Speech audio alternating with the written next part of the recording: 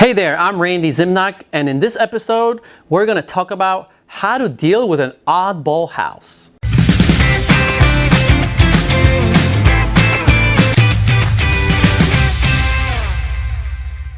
What's an oddball house? Well, an oddball house could be a house that's maybe a 5,000 square foot property, and all around it are only 1,200 square foot homes. That's an oddball house, right? That house does not belong there, right? You don't want to be that house.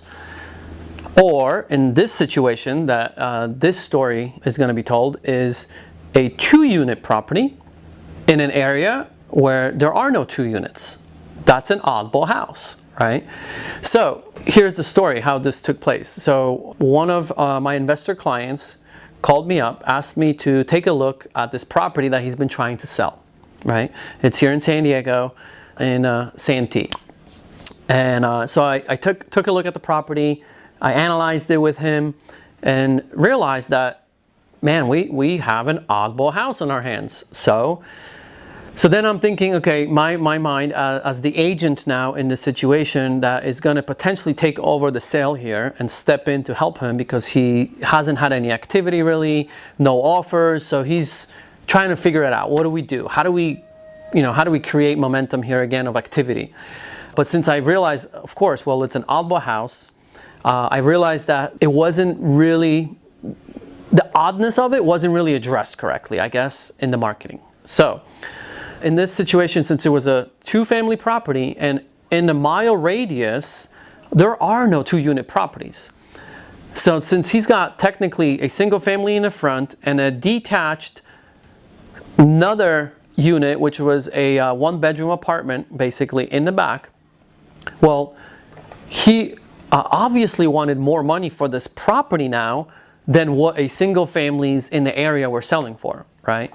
I would too, right? Because I'm like, well, if single families are selling for $550, well, how much more value can I get for this back unit, right? Because there is a value for that. And I agreed with this investor, of course. However, as I looked at comparables, there were no 2 units being sold, which meant that most of the sales in the area in this particular situation were in the 500s.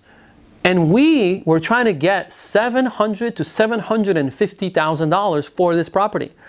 There's no sale for that amount in this area. So I'm trying to put myself in the buyer's shoes that is walking through this area and through this house, and they're looking at comps and they're like, wait a minute, how am I going to pay $700,000 for this property, or $750,000 even, when they don't even see that? And then the agent that is maybe helping that buyer is saying the same thing. Well, I can't find any comps for you to support the purchase price that we're considering or what the seller is asking for here. So what we ended up doing, I advised my client here, is like, listen, you need to order an appraisal. So let's get a third-party company, an appraiser, to come in here.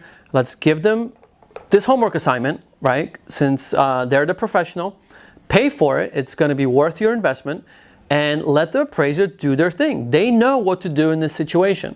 And I already know from experience that an appraiser, when they deal with an oddball house, what they end up doing, they have the right to go outside of the 1-mile radius to find comparable properties. So in this situation, this appraiser did exactly that.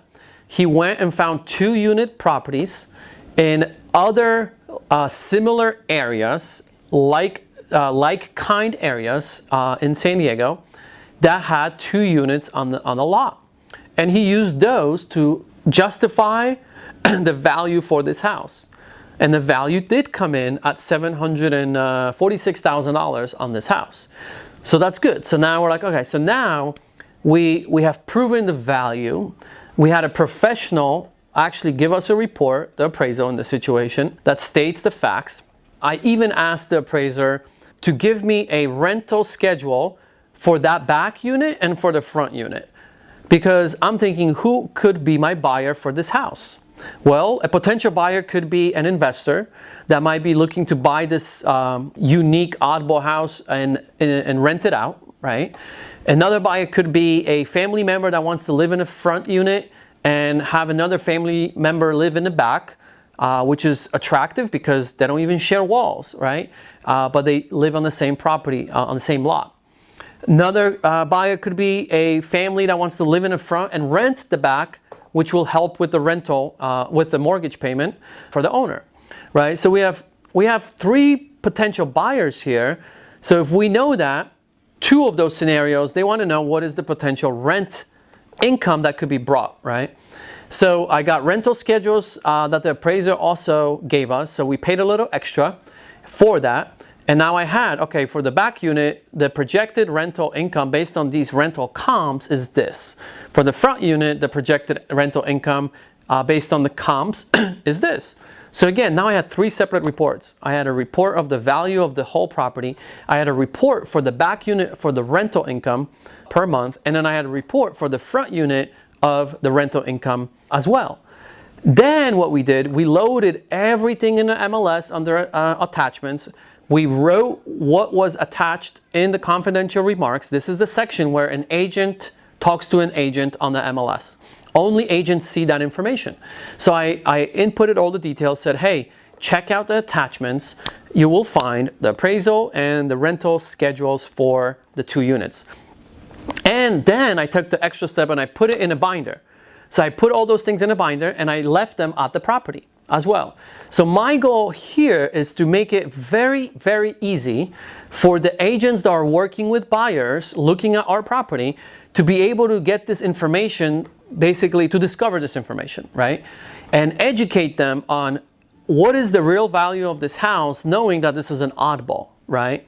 And that's exactly what we did. So what we found once we listed the property with this strategy and focused all of our marketing around all these benefits, right? So it's no longer we have an oddball. No, we have an amazing house, and with all of the marketing talked about all the positive things of this amazing property, right? And we spoke directly to our buyers that would even consider this house, right? Which I named earlier. So here's how it all kind of played out. So now, if the agents are going and showing this property, and if they have the facts, they show the buyer, like, oh, by the way, oh, here's the appraisal. Oh, by the way, here. They have all the information in their hands to talk to their buyer, and then they educate the buyer. And then the buyer is now educated, and they're like, wow, okay, this makes a lot of sense. So this made actually the process of getting activity in this property pretty easy, and the exposure was pretty massive. We had a lot of showings, and we are actually in contract now, and we're selling the house in the 700s, believe it or not, where there's the high, we're probably going to, well, not probably, we will be the highest sale within the last years within the mile radius of this property, which is going to be unique. However, it's justifiable, right? Because we have the facts. It's not just theory. It's not just me making it up, and it's not just my opinion anymore. We have professionals giving us the opinion, which has a lot of weight, right? So the takeaway here is when you have an oddball property, you need to gather facts, right? And hire the professionals that will actually provide you these reports. So you, if you're the agent in this situation, or if you're the seller of this type of a property, you don't have to try to explain it verbally and say like, oh yeah, well here's why this is worth X. No, let the facts speak for you, right? And then it becomes much easier to actually get the buyer to submit an offer at a price that you're looking for. And that's how we create a win-win.